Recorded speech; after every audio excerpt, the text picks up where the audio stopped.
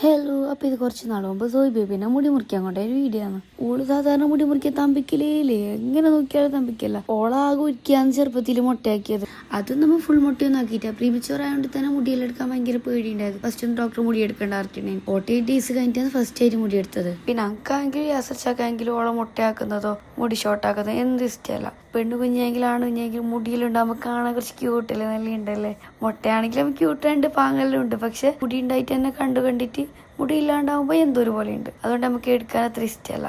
പിന്നെ വേറൊരു കഥ എന്ത് പറഞ്ഞാല്, ഓള് നിന്ന് തരില്ല മുടി മുറിക്കാൻ. ജസ്റ്റ് ലെവലാക്കാൻ പോലും നിന്നില്ല.